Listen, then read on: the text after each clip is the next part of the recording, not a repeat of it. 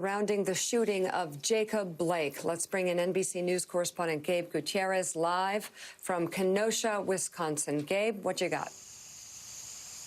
Hi, Mika. Good morning. So it's a much calmer night here, thankfully. A relatively peaceful protest, even as Wisconsin's governor authorized about 500 extra National Guard members to help protect the city. The U.S. Department of Justice has actually just opened a federal civil rights investigation into the Blake shooting. Now, Mika, we just heard for the first time from Wisconsin's Attorney General, who said several things. First, he identified the officer who shot Blake in the back multiple times. Rustin Shesky has been with the department for 7 years, and Wisconsin's Attorney General also said that state investigators had found a knife in the floorboard of Blake's car. Now, attorneys for Blake's family have repeatedly said that that shouldn't make a difference, that officers should have de-escalated the situation in some way, but still a lot of questions remain about that. We're also learning more details about a 17-year-old, Kyle Rittenhouse, who was arrested yesterday in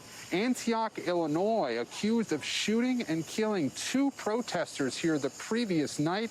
His public defender has not commented, but there are still a lot of questions about what led up to that deadly shooting. Again, 2 protesters killed, at least 1 other injured, and shortly before that shooting, he actually gave an interview to the Daily Caller explaining why he was armed. Take a listen. People are getting injured, and our job is to protect this business, and part of my job is to also help people. If there's somebody hurt, I'm running into harm's way. That's why I have my rifle, because I don't protect myself, obviously, but I also have my med kit. Again, that was the previous night. Thankfully, a much calmer night here, even after the Attorney General had said, had identified the officer, and the governor as well had authorized those hundreds of extra National Guard members here. So a lot of questions about where this goes from here. We expect to hear from local authorities here in Kenosha a little later on today, Mika. NBC's Gabe Gutierrez, thank you so much for that update. Willie? Now to the stand, Mika. Professional athletes and full teams are taking in protest of the police shooting of Jacob Blake. The NBA leading the way, with the Milwaukee Bucks yesterday refusing to take the floor in their first-round playoff series against the Orlando Magic. The move prompted the NBA to postpone all 3 playoff games scheduled yesterday. The protests moved well beyond the NBA to several other major sports leagues, including games in the WNBA, Major League Baseball, and Major League Soccer. Plus, tennis star Naomi Osaka says she will not compete in today's semifinal match at the Western and Southern Open. Let's bring in now politics and journalism professor, Morgan State University, politics editor at the Griot, and an MSNBC political contributor, Jason Johnson, and NBC News senior business correspondent and MSNBC anchor, Stephanie Ruhle. Good morning to you both. Jason, I want to start with you. The NBA players will meet again this morning at 11 o'clock. They had a closed-door meeting yesterday where they discussed, at least put on the table, the possibility of walking away from the entire season in protest. They haven't made that decision, but it is at least out there as a possibility. Just your reaction, Jason, to what you saw, not just from the NBA, but across the world of sports yesterday. I think it's fantastic. I'm glad it happened. I'm glad that everybody out there who's ever criticized athletes as purely entertainers is now recognizing that they're actually labor, that they are black men and women, white people, Asian people, Hispanic people who have gotten together and told this country that sports are a gift. They're entertainment, and they are also a gift. They are a gift to a functioning society. And when we no longer have a functioning society, when we no longer have a government that will protect its citizens, when we no longer have a government that listens to even the basic needs of men and women simply walking around on the street, when a basic need of being protected from 17-year-olds who run around and murder black people and then get to do interviews, that maybe we don't deserve sports. And I hope they take whatever kind of aggressive means they want to take. If they want to end the season, end the season. Maybe that will get some of the politicians and some of the right-wing maniacs who are running this country to finally pay attention to how we are no longer a functioning society. We're a broken government, and we need to do something about it. And I'm glad these athletes are at the forefront of this discussion. The feeling was articulated well again last night by a number of NBA players, current and former. We heard 2 days ago from Doc Rivers, the LA Clippers head coach, in an emotional discussion and an emotional monologue he gave after his game. And last night it was Chris Webber. Chris Webber was an NBA All-Star, of course, and also the iconic member of the Fab Five University of Michigan college basketball team of the early 90s. Here's how he explained last night in a live television moment how he and so many other people are feeling right now. We know vote. We keep hearing vote. Everybody vote. But I'm here to speak for those that are always marginalized. Those that live in these neighborhoods where we preach and tell them to vote and walk away. Charles Barkley came to my high school.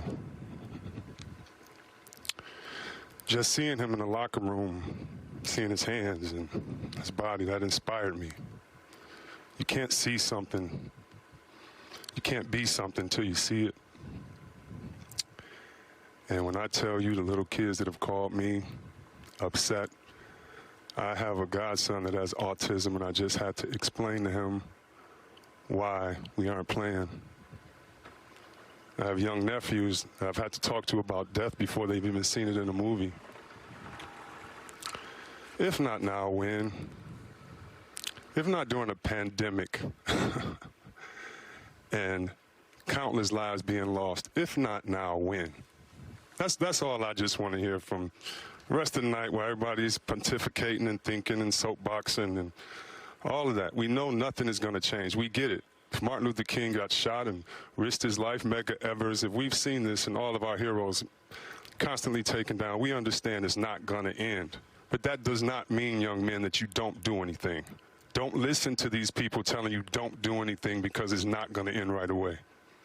You are starting something for the next generation and the next generation to take over. Do you have to be smart? Yes.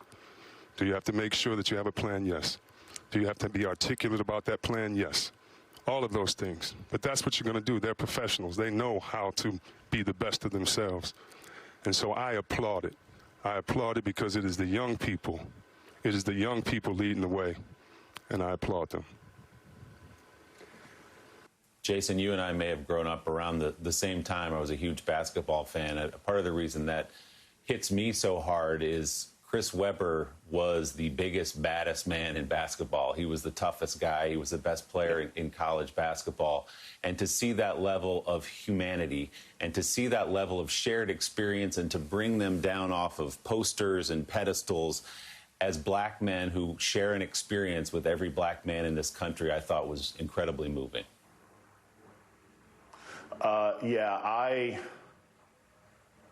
Willie, there's not a black person in this country right now who hasn't been talking about this all night.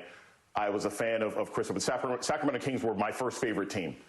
And I think if there's one thing that we all need to understand in this particular moment, it's that it doesn't matter how rich you are. It doesn't matter how educated you are.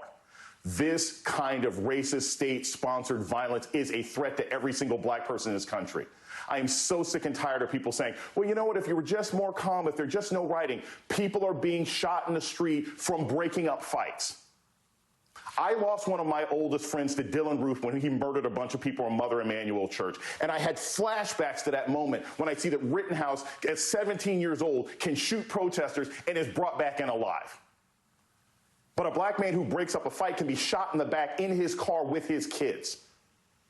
This is why people are angry. This is why people tear down buildings. And a functioning society and a functioning government will be addressing this pain rather than fighting about narratives. And I'm proud of Chris, and I'm proud of Kenny, and I'm proud of anybody else who steps out there. And I hope the NFL is listening, because if baseball can cancel games, the most conservative sport we've got left, then the NFL needs to step up too. From the business aspect of this, to have the players and members of the team come together and say, you know what, we're stopping. We're just going to stop. We're going to wait on this until this situation finally is addressed in a real way. I can't imagine anything more compelling, and I can't imagine a better opportunity for America, especially given the leadership that we have right now? Stephanie? Mika, it's extraordinary. We're almost 4 years exactly to the day when Colin Kaepernick taking a knee garnered national attention. But what's happened to Colin Kaepernick since then? Yes, he has a contract with Nike, but he's not playing in the NFL. What we are seeing now is the best players in the NBA all getting together and saying, we're the boss.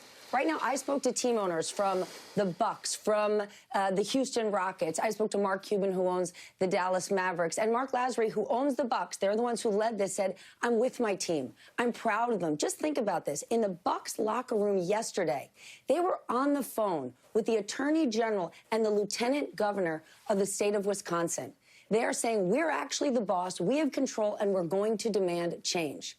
Now, Aaron, the players are in a very unique situation, Mika, because they are all in the bubble down there in Orlando. They're never in that situation. Because of geographics, they're all over the place. But last night, there was a players' meeting. Today, there's going to be one again. At the same time, there'll be a team owners meeting. And the team owners I spoke to said, what we want to do is make this more than a moment.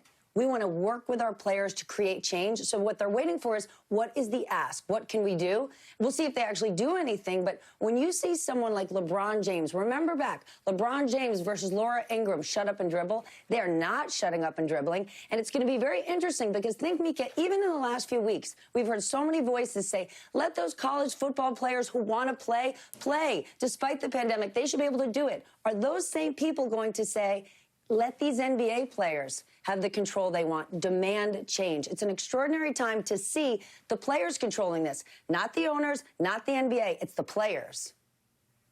Yeah, it's really moving. Stephanie Ruhle, thank you very much for your reporting. We'll be handing off coverage to you at 9 o'clock Eastern Time right here on MSNBC. And still